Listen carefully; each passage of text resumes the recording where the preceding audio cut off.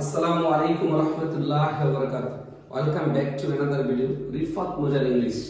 Dear viewers, দীর্ঘদিন পর আবার ইনশাআল্লাহ শুরু করছি রিফাত মজার ইংলিশ পেজ থেকে ইংলিশ ভিডিওগুলো দেওয়া শুরু করছি ইনশাআল্লাহ। আপনারা দেখবেন আজকে যে টপিকসটা নিয়ে আসছি সেটা হচ্ছে শূন্যস্থান পূরণের গুরুত্বপূর্ণ 170টি নিয়ম।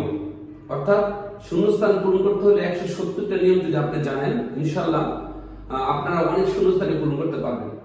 তো প্রথমে রুলটা যেটা আনছি সেটা দেখেন, আমি এখানে দেখে নিয়েছি কোন সেন্টেন্সের সাবজেক্টটা সিঙ্গুলার হলে ভার্বটা সিঙ্গুলার, সাবজেক্টটা প্লুরাল হলে ভার্বটা প্লুরাল।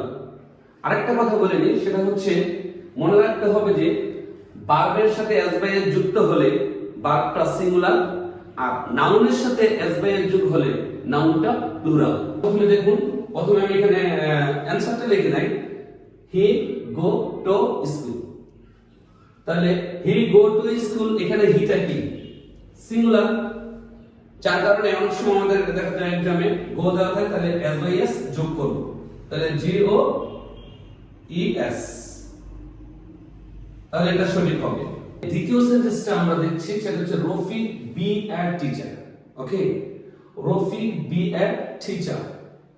এখানে এই সেন্টেন্সটার ভিতরে Rafiq third person singular number, singular কারণে এটা যদি বি ভার্ব চাইছে, be verb am is are was were, তাহলে এখানে হবে যেহেতু present indefinite tense Rafiq singular, তার জন্য ইজ হবে, এখানে আমি ইজ দিব।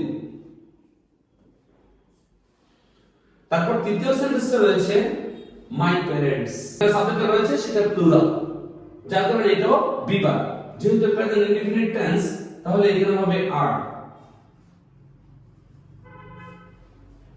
ওকে, এবং চতুর্থ নাম্বার সেন্টেন্সটা রয়েছে সাবজেক্টে ভেহিকলস, ভেহিকলস যানবাহন, এবং এস থাকলে এটা যানবাহনগুলি, যার কারণে এটা প্লুরাল ক্রিয়েট। ওকে, ক্রিয়েট।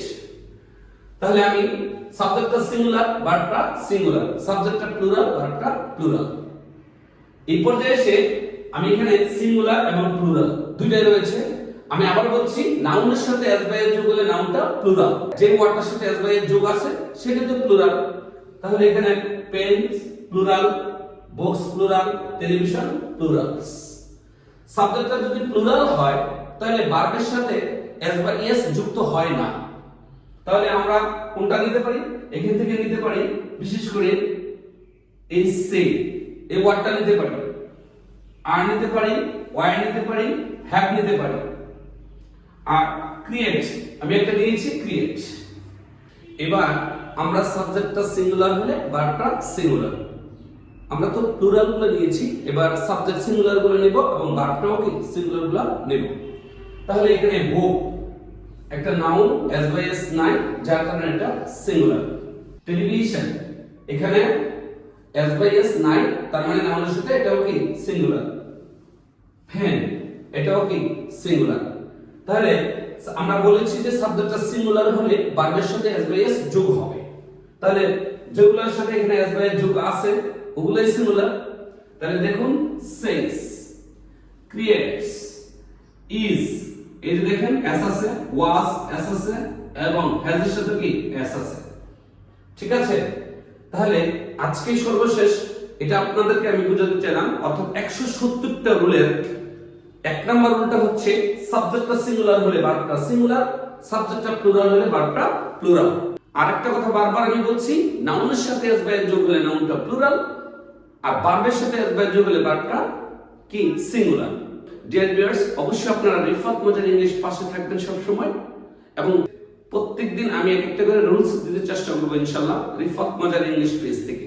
তো সবাই ভালো থাকবেন, আমার জন্য দোয়া করবেন। আসসালামু আলাইকুম ওয়া রাহমাতুল্লাহি ওয়া বারাকাতুহু।